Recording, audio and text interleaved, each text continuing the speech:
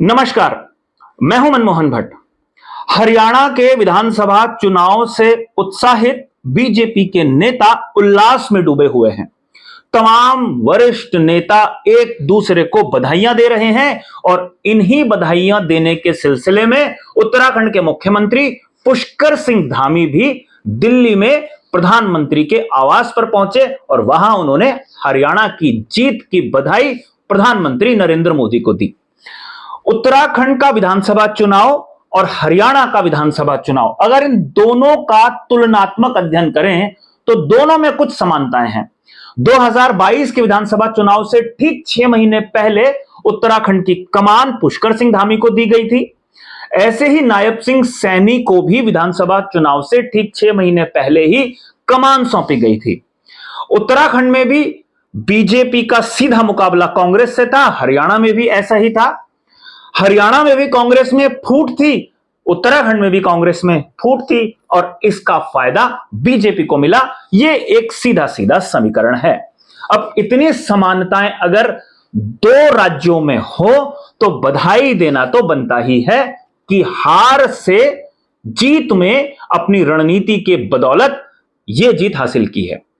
खैर, प्रधानमंत्री को बधाई पुष्कर सिंह धामी ने दी, लेकिन उत्तराखंड में पिछले 4-6 महीने से कुछ आशंकाएं गतिमान थी। आशंकाएं ये थी कि प्रधानमंत्री साहब मुख्यमंत्री पुष्कर सिंह धामी से मुलाकात नहीं कर रहे हैं। कई लोगों ने कहा कि त्रिवेंद्र सिंह रावत से मुलाकात हो गई, तीरथ सिंह रावत से मुलाकात हो गई, डॉक्टर धन सिंह रावत से मुलाकात हो गई, नरेश बंसल जो राज्यसभा सांसद है उनसे मुलाकात हो गई और राज्य के दूसरे कई बड़े पदाधिकारियों से भी प्रधानमंत्री की मुलाकात होने लगी है, लेकिन मुख्यमंत्री से मुलाकात नहीं हो रही है। तो मुख्यमंत्री पुष्कर सिंह धामी की आज प्रधानमंत्री से सीधा मुलाकात हो गई।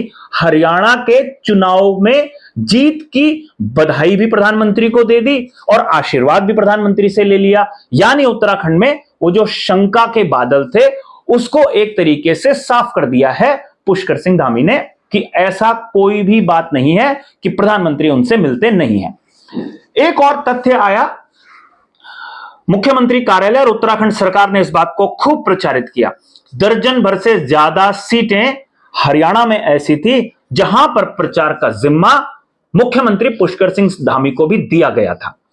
अब बीजेपी बहुत रणनीतिक तरीके से प्रचार में अपने नेताओं की जिम्मेदारी तय करती है। अब जाहिर सी बात है, प्रधानमंत्री सबसे बड़े स्टार कैंपेनर हैं। प्रधानमंत्री तो बहुत जबरदस्त तरीके से आकर्षण पैदा करते हैं। पार्टी के वरिष्ठ नेता भी अपना रोल निभाते हैं। उत्तर प्रदेश के मुख्यमंत्री योगी आदित्यनाथ का भी एक रुतबा है और वो भी हिंदू वोट बैंकों को एकजुट करने में बहुत महत्वपूर्ण भूमिका निभाते हैं। और इनके जब बयान, प्रधानमंत्री नरेंद्र मोदी के और योगी आदित्यनाथ के जब बयान आते हैं तो उससे पूरा राजनीतिक माहौल बनता है। लेकिन मुख्यमंत्री पुष्कर सिंह धामी ने जिन सीटों पर प्रचार किया, लगभग 1.5 दर्जन सीटों पर, वहां लगभग 100% बीजेपी का प्रत्याशी जीत गया। और बीजेपी पुष्कर सिंह धामी को एक ब्रांड के रूप में भी स्थापित करने की कोशिश कर रही है। इस तरीके का दावा भी लगातार किया जाता है क्योंकि समान नागरिक संहिता के मामले में पुष्कर सिंह धामी ने केंद्र का एक मॉडल उत्तराखंड में स्थापित कर दिया है। और समान नागरिक संहिता उत्तराखंड में, ऐसा अनुमान है, ऐसी संभावनाएं हैं कि 9 नवंबर को लागू हो जाएगी। उसकी नियमावली फिलहाल बन रही है और उसकी समीक्षा लगातार हो रही है।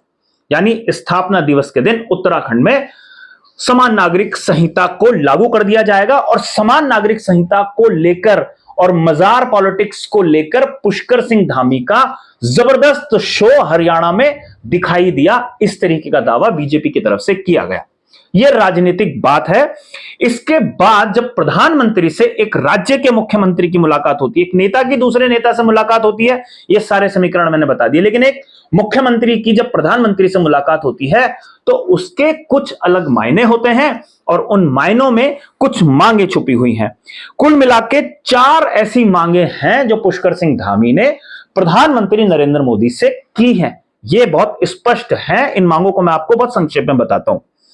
21 जल विद्युत परियोजनाएं हैं उत्तराखंड की जो लंबित हैं, जिन पर केंद्र ने अपनी सहमति देनी है। एनजीटी, सुप्रीम कोर्ट, अलग अलग प्रकरणों में कुछ मामले फंसे हुए हैं और उनसे उनको बाहर निकालना है, और अगर केंद्र चाहेगा ही तो ही वो बाहर निकल पाएंगी। तो 21 परियोजनाएं हैं और 2000 मेगावाट से ज्यादा की ये परियोजनाएं हैं। कुल मिलाकर ये पास हो जाएं, ये मांग पुष्कर सिंह धामी ने प्रधानमंत्री से की है। आप सबको मालूम है, अगर बिजली परियोजनाएं बनेंगी तो उत्तराखंड में बिजली का उत्पादन ज्यादा होगा, उत्तराखंड का जो आमदनी है वो बढ़ेगी, क्योंकि वो बिजली या तो उत्तराखंड के लोगों के काम आएगी, तो बाहर से बिजली नहीं खरीदनी पड़ेगी, और ज्यादा बिजली पैदा हो जाएगी तो दूसरे राज्यों को वो बिजली बेची जा सकती है।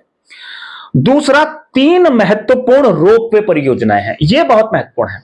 एक तो सोनप्रयाग गौरीकुंड से सीधा केदारनाथ धाम तक की रोपवे परियोजना है। इसके लिए सहमति मिले, बजट मिले और यह परियोजना काम कर सके। आप सब लोग जानते हैं केदारनाथ में लाखों लोग हर साल भगवान श्री केदारनाथ के शिव शंकर का आशीर्वाद लेने के लिए, उनके दर्शन के लिए पहुंचते हैं, और पैदल मार्ग के अलावा हेलीकॉप्टर सर्विसेज भी है। तो अगर रोपवे बन जाएगा तो पैदल और हेलीकॉप्टर सर्विसेज का दबाव कम होगा, पर्यावरण को भी बहुत नुकसान जो होता है उसकी भरपाई हो पाएगी, कम नुकसान होगा। एक ये तर्क दिया जाता है रोपवे के निर्माण के लिए। दूसरा, रोपवे बनाने की बात करी गई है गोविंद घाट से हेमकुंड। जो सिख तीर्थ यात्री हैं, हेमकुंड साहब के दर्शन के लिए जाते हैं, वो गोविंद घाट से सीधा हेमकुंड साहब तक रोपवे से पहुंचे। ये कम से कम 17 किलोमीटर की कठिन चढ़ाई है, उसका भी समाधान निकल जाए, इसके लिए मुख्यमंत्री ने प्रधानमंत्री से मांग की है। और तीसरा है काठगोदाम से नैनीताल। नैनीताल में पर्यटन जब सीजन चलता है तो बहुत गाड़ियों का ट्रैफिक बहुत बढ़ जाता है और इससे अस्त व्यस्त हो जाता है पूरा का पूरा क्षेत्र। और काठगोदाम से अगर नैनीताल तक रोपवे परियोजना को मंजूरी मिल जाएगी, रोपवे चलने लगेगी, तो गाड़ी नैनीताल नहीं जाएंगी, गाड़ियां काठगोदाम में खड़ी हो जाएंगी और यहां से पर्यटक सीधा नैनीताल पहुंच सकते हैं। यह रोपवे की मांग है। इसके अलावा उड़ान हवाई सेवा, देहरादून से गोचर, देहरादून से चिन्याली सौड़, और कुछ छोटे और जो रूट्स हैं उसमें छोटे विमान उड़ाए जा सकें, इसको लेकर भी मांग की गई है। आपको बता दें, वैसे अल्मोड़ा के लिए एक सीधी उड़ान देहरादून से अल्मोड़ा तक हेलीकॉप्टर सेवा शुरू हो गई है। वो 45 मिनट में देहरादून से उड़कर अल्मोड़ा पहुंच जाएगी। इस तरीके का भी राज्य सरकार ने प्रयास किया है केंद्र के सहयोग से। और पुष्कर सिंह धामी ने मांग की है प्रधानमंत्री से कि नागरिक उड्डयन मंत्रालय को अगर प्रधानमंत्री निर्देशित कर देंगे तो उत्तराखंड में आवागमन की सुविधा थोड़ी बेहतर हो जाएगी, क्योंकि उत्तराखंड में सड़कों से जाना कई बार बहुत लंबा सफर हो जाता है, थकान भरा सफर हो जाता है, और अनिवार्य रूप से अगर आना जाना हो तो उड़ान अगर सस्ती दरों पर मिल जाए तो वो समय की भी बचत होगी और जो कष्ट है वो भी आम जनता का कम हो सकता है।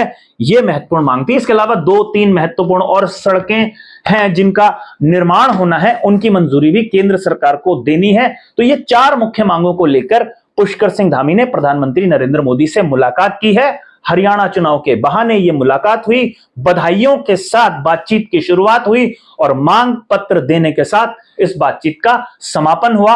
और ऐसी जो अटकलें उत्तराखंड में चल रही थी, हो सकता है उन अटकलों पर भी इस मुलाकात के बाद विराम लग जाएगा। आपको यह रिपोर्ट कैसी लगी साथियों, हमें जरूर बताइएगा। अगर यह रिपोर्ट आपको अच्छी लगी हो तो इसे शेयर जरूर कीजिएगा, अपनी प्रतिक्रिया भी इस रिपोर्ट पर जरूर दीजिएगा। नमस्कार।